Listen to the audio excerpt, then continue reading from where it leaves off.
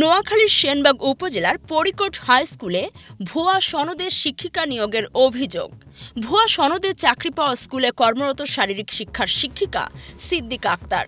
বিস্তারিত দেখুন শাহেদ মোল্লার প্রতিবেদনে। নোয়াখালীর সেনবাগ উপজেলার পরিকোট হাই স্কুলে ভুয়া বিপিএড সনদ ব্যবহার করে একজন শারীরিক শিক্ষিকা দীর্ঘদিন ধরে কর্মরত থাকার অভিযোগ উঠেছে। অভিযোগ সূত্রে জানা যায়, পরিকোট হাই স্কুলে কর্মরত শারীরিক শিক্ষিকা সিদ্দিকা আক্তার, ঠিকানা পরিকোট ১ নং ওয়ার্ড, নোয়াখালী সদর, ২০০৪ সালে একটি ভুয়া বিপিএড সনদ দাখিল করে শিক্ষক পদে নিয়োগপ্রাপ্ত হন।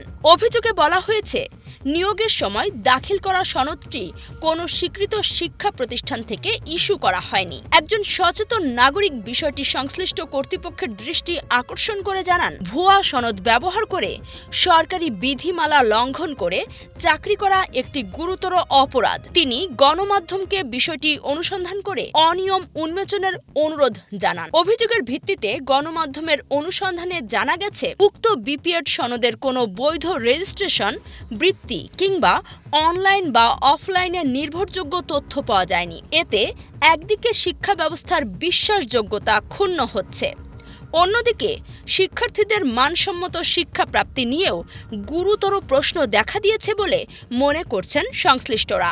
অভিযোগকারী আরও বলেন, দীর্ঘদিন ধরে এভাবে দায়িত্ব পালন করায় বিষয়টি দ্রুত তদন্ত করে সনদের সত্যতা যাচাই করা জরুরি। অভিযোগ প্রমাণিত হলে সংশ্লিষ্ট শিক্ষিকার বিরুদ্ধে প্রয়োজনীয় আইনানুগ ও প্রশাসনিক ব্যবস্থা গ্রহণের দাবি জানান তিনি। এ বিষয়ে পরিকোট হাই স্কুল কর্তৃপক্ষ কিংবা সংশ্লিষ্ট শিক্ষা দপ্তরের কোনো বক্তব্য এখনও পাওয়া যায়নি।